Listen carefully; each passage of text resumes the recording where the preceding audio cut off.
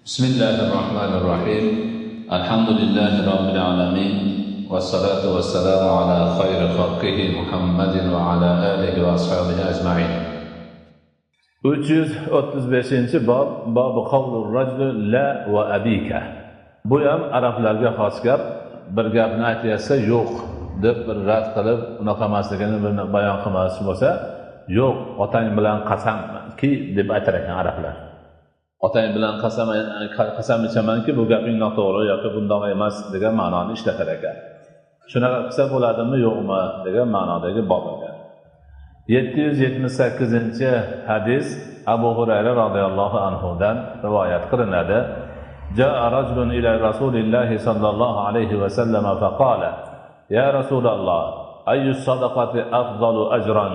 Qala: "Ama wa abika la tunabbi'annahu an tasaddaqa wa anta sahihun shahihun takhsha al-faqra wa ta'malu al-ghina wa la tumhil." حتى إذا بلغت الحلقوم قلت لفلان كذا ولفلان كذا وقد كان لفلان. Bir kishi kelib Rasuli Akram alayhissalatu vassalomdan so'radi: "Ey Allohning rasuli, sadaqani qay birini ajri afzal?" dedi. Rasululloh sallallohu alayhi vasallam: "Ammo otang bilan qasamki, buni xabarini eshitasan sen. Men xabar beraman senga buni" dedilar-da, aytdilar: "O'zing sog' salomat, moli dunyom ko'paysa edi deb qiziqib turgan paytda sadaqa qilishingni ajri ko'p" dedilar. U shundoq bo'ladiki, o'zingni holating agar shuni berib yuborsam kambag'al bo'lib qolarmanmikin degan holatdasan. Haqiqatan berib yuborsang bunisi qolmaydi o'zingga. Agar shu qolsa-yu keyin buni yana ko'paytirsam boy bo'lib ketaman degan umiding ham bor. Ana shunday holatda sadaqa qilsang dedilar, juda zo'r fazilli bo'ladi dedilar. Endi dedi, sadaqani keyin qilarman, ozgina o'zimga to'plab olay, ochganda qilaman deb orqaga surmagin.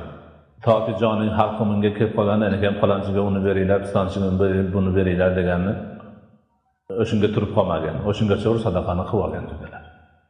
Demak, ana shu kishini qo'lida moli bo'lsa-yu, shuni endi ishlatsa moli ko'payishini bilib turibdi. Berib yuborsa, bu yog'i nima bo'lishini bilmaydi. Faqir bo'lib qolamanmi deb qo'rqadi. Ana shunday vaqtda bergani demak juda afzal bo'lar ekan. Juda afzal bo'lar ekan. 336-bob babu iza talab falyatlub talaban yasiran va la yamdahu. Bir narsani so'raydigan bo'lsa, oz narsani so'rasin. Birovdan qilib bera olmaydigan darajadagi narsani so'ramasin. Keyin juda ortiqcha maqtab ham yubormasin. 779-hadis Abdullah radhiyallohu anhudan: "Qala idza talaba ahadukumul hajata falyatlubha talaban yasiran fa innama lahu ma qaddara lahu va la ya'ti ahadukum sahibahu fayamdahuhu fayaqta'u zahirahu." Biringiz hojati tushib bir narsani birovdan so'raydigan bo'lsa, yengilgina qilib so'rasin.